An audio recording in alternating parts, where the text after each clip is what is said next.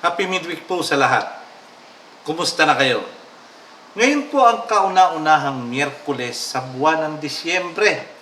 So tayo po ay malapit na sa pagtatapos ng taong 2023. Ano po? May plano na ba kayo next year? Meron na ba kayong New Year's resolution? Sana po ay magkaroon para mabago natin ang lahat sa buhay natin. Maaring tanggalin natin yung masama o dagdagan natin yung kabutihan.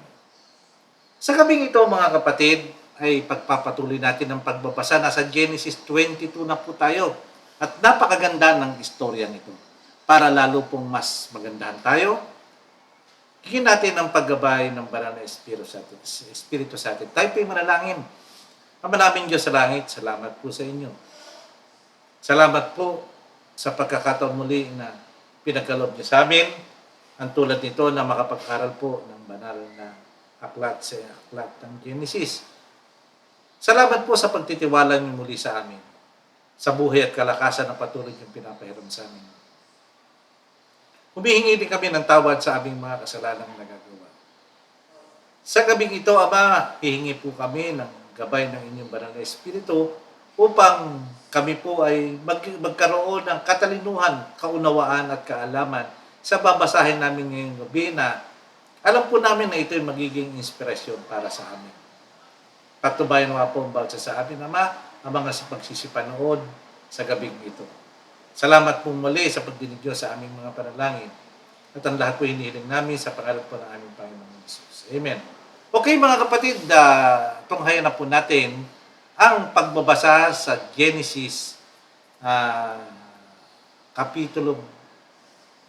Basta yung Genesis, ano po, nakalimutan ko. Sige po, basahin na po natin.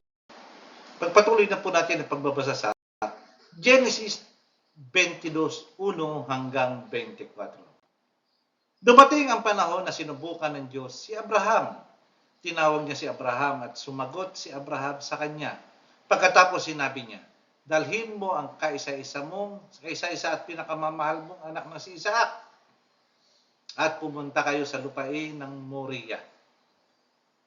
Umakyat kayo sa bundok na ituturo ko sa iyo at ialay mo siya sa akin bilang handog na sinusunog. Kinabukasan, maagang nagsibak si Abraham ng mga kahoy na gagamitin sa paghahandog. At isinakay niya ito sa asno. Lumakad siya kasama ni Isaac at ang dalawa niyang alipin lalaki papunta sa lugar na sinasabi sa kanya ng Diyos. Nang ikatlong araw ng kanilang paglalakbay, nakita ni Abraham sa di kalayuan ang lugar na sinasabi sa kanya ng Diyos. Kaya sinabi ni Abraham sa dalawa niyang alipin, dito muna kayo at bantayan ninyo ang asno dahil aakyat kami roon para sumamba. Babalik din kami agad. Dito lang po sa salita ni Abraham na ito ay makikita nyo ang kanyang 100% na pagtitiwala sa Diyos. Ang sabi ng Diyos, iandog mo yung anak mo. Pero sa salitang ito, babalik din kami agad.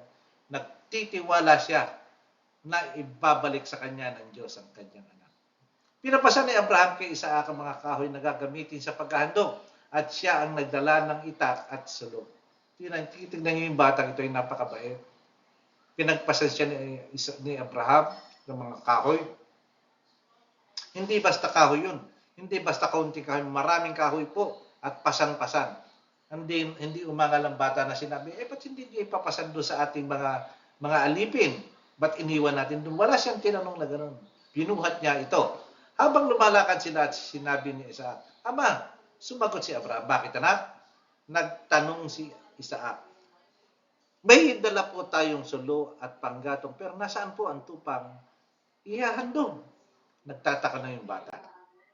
Sumagot si Abraham, anak, ang Diyos mismo magbibigay sa atin ng tupang ihahandog, at nagpatuloy sila sa paglalakad.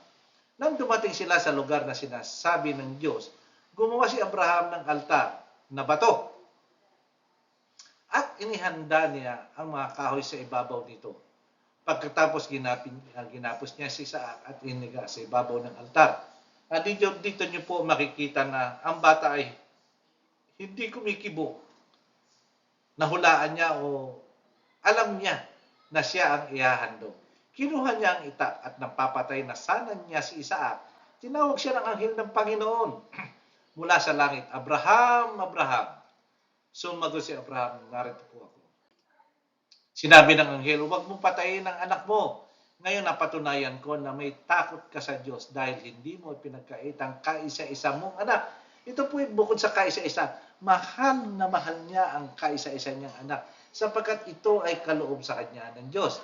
Paglingon ni Abraham ay nakita siyang isang lalaking tupa na ang sungay ay nasabit sa sanga ng kahoy at hindi na ito makaalis kaya kinuha ito ni Abraham at inihandog bilang handog na susunugin o sinusunog kapalit ng kanyang anak.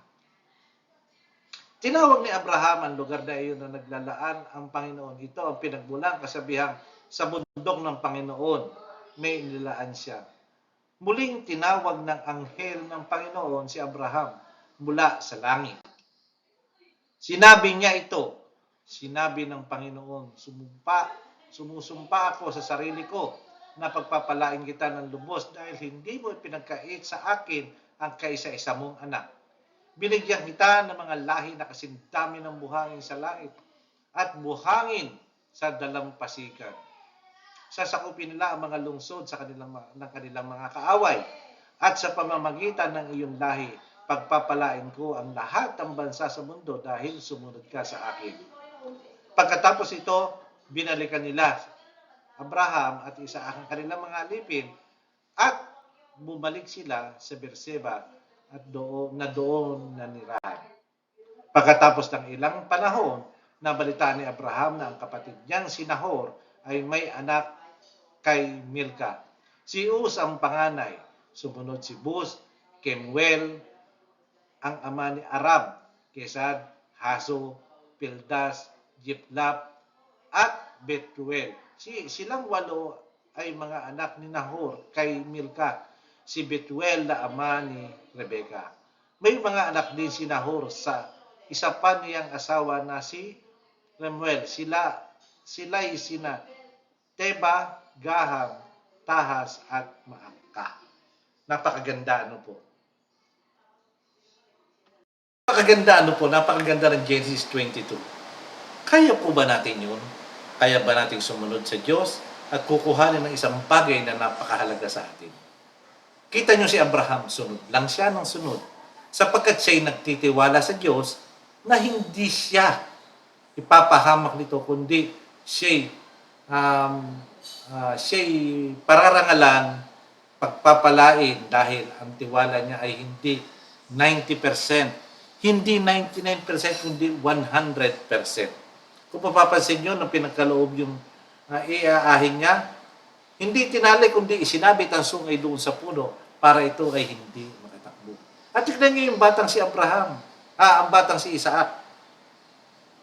Hindi siya tumanggi sa kanyang tatay, kahit ano yung paggawa sa kanya, dahil alam niya na ang tatay niya ay nagtitiwala sa Diyos. Sa pagtatapos po tayo manalangin.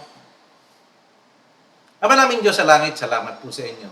Salamat po sa napakagandang istorya na binahagi niyo sa amin ngayong gabi. Salamat po na sana'y magkaroon kami ng pananampalatayang tulad ni Abraham. Pagtitiwala sa inyo na alam po namin na hindi niyo kami ipapahamak. Pagpalain naman po niyo ang bawat sa amin sa kalahati pang sanlinggong darating na kami po inyong gagabayan, pagkakalooban ng kasing lakas na pananampalataya tulad ng kay Abraham. Tulungan niyo po kami. Maraming salamat po sa inyo at ang lahat po hinihiling namin sa pangalan po ng aming Panginoong Hesus. Amen. Okay mga kapatid, samahan niyo po muli ako sa darating na Biyernes. At magkakaroon tayo ng isang napakaganda muling istorya. Salamat po at magandang gabi sa lahat.